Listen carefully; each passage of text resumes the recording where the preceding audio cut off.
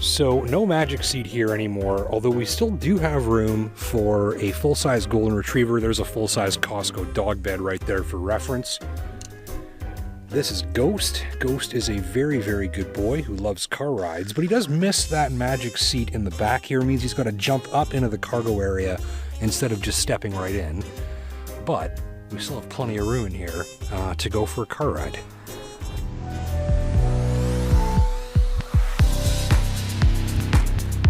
On size, the new HRV's wheelbase is stretched 45mm further apart, the body is 209mm longer overall, height increases by 15mm, and passenger volume grows by 73 liters for a total of 2,794. That's more than the Toyota Corolla Cross. There's also improved second-row legroom with more than the Kona, Corolla Cross, and Crosstrek. The new HRV is also wider than its predecessor by 70mm, weight is up by 78 kilograms, and horsepower from the sold 2-liter 4-cylinder engine offering is up by 17. So shoppers coming to the new HRV from a first-generation unit will therefore find a more spacious and accommodating interior and a more comfortable and adult-friendly rear seat. Recent updates to the system deliver improved performance in snow mode, which starts in the transmission's second gear ratio, reduces throttle response, and sends more power to the rear wheels to minimize spinning. Functionally, this helps improve acceleration while reducing understeer. The system is fully automatic and self-optimizing and requires no driver decision-making at any time whatsoever. With a few clicks, drivers can call up an all-wheel drive power distribution infographic in the instrument cluster to watch what the system is up to in real time. So we are on a set of Blizzak WS90 winter tires. If you're looking for a recommendation on a winter tire for your HRV, I don't think you'll be disappointed with these. I've been driving through a lot of snow, a lot of slush, ice, and particularly hard pack surfaces like we're on today. And man, can you ever lean on these things. 60 kilometers an hour, full ABS stop. Nice bite, getting a little bit of a shove out of my seat there. That is exactly the kind of stopping power that you want when you're driving on a surface like this. There's rarely a bad time in the snow on a set of Blizzak WS90 winter tires like the ones fitted to my tester for its midwinter road test. These were the same tires fitted when I tested the last generation HRV in similar winter conditions and on these same roads, no less. This strong basis for comparison revealed one of the most important things about the way the 2023 Honda HRV drives in the winter. The feel is highly familiar. From the driver's seat, as before, the car feels stable and planted when drivers work carefully, but lighter and more playful when the time comes to carve one's way through a winding, slippery back road. Even coming into a corner a little bit too quickly, we're kind of understeering a bit. Just lift that throttle, your natural panic reaction is going to bring the back of the car around in line. Again, no drama, no surprises. This is actually quite a lot of fun to drive in the snow. I just wish it had like 75 more horsepower or so. So if you need a crossover that's great in the snow but prefer the feel of an all-wheel drive car that's a bit on the sporty side, I think you'll like the setup. On this test drive, I kept going back to the brakes as a strong point. Stopping bike builds aggressively as drivers press deeper into the pedal, and the positive building of pressure and resistance combine with easy-to-modulate precision for a strong sensation of quick and controlled stopping power. In emergency braking on split-traction surfaces, the ABS system mitigates the tendency of the vehicle to pull from one side to the other quite nicely too, with most such squirming and sliding under braking happening gently, predictably, and with no surprises. Sometimes it's the littlest touches that make the biggest difference. Check this out. So we've got wet blade wipers here. Now watch this closely. You're going to see that we've got the fluid going onto the windshield there, but nothing's spraying through the air. That's because we've got a little jet on each windshield wiper that applies the fluid directly to the blade and the glass instead of spraying it all through the air, and that means a cleaner, faster wipe in less time using less fluid.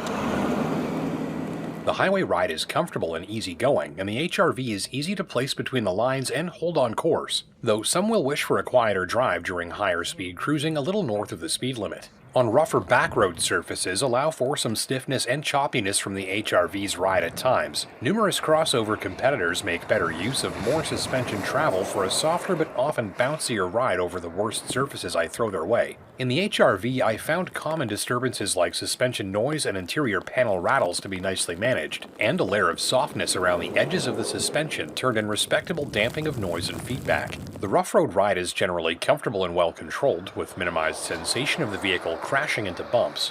Still, the ride can become busy and abrupt over badly beaten pavement, meaning you've got smoother riding choices for your dollar. The 2-liter 4-cylinder engine spins up 158 horsepower and runs idle stop to reduce wasteful idling. Its dual overhead cams are driven by a maintenance-free chain. The newly revised CVT gearbox can simulate stepped shifting and features various internal component upgrades to improve efficiency and noise levels. If you're light on the throttle and in no particular rush, the engine hums away in the background smoothly and quietly while generating smooth waves and surges of acceleration in response to pedal inputs. Press harder into the throttle and the transmission steps the revs up, simulating a downshift and gliding the HRV along. At heavy or full throttle and high revs, the power plant becomes much noisier, outright loud at maximum RPM. Fans of older, fast-spinning Honda 4-cylinder engines will likely find themselves wishing for a quieter and more pleasing sound from the engine room. If you're not shy about using the revs, performance is adequate, though somewhat disappointing given the far more athletic feel of the brakes, steering, all-wheel drive system, and overall wintertime drive. On board, I found my surroundings from the driver's seat to be neat, tidy, and logical. I appreciated the simple 3-dial climate control system, easily manipulated while wearing my beefiest of winter gloves. At 5'10" and 200 pounds, I had ample room around me in all directions, though it's certainly not stretch-out roomy. Alright, so my comfortable seated driving position as a 5'10", 200-pound guy. Here's what's going on around me in terms of space. I have about the width of my hand above me with that sunroof there in terms of headroom. Nothing's particularly cramped or crowded in terms of knee or leg room here. Plenty of at-hand storage. We've got proper cup holders, wireless charging pad there. Of course, that handy center console. Storage cubbies in the door here as well as underneath. So pardon the ridiculous camera angle so I can help you visualize here how much room is around me. Normally camera guy James is shooting this. He's off today. So here's a sense of space around me here. Now let's see how I would fit in the back directly behind myself. So first thing to show you hopping in here, this door doesn't open super wide, wide enough, but in some competitors this is going to go another couple of degrees back there, sort of opening up that space for you.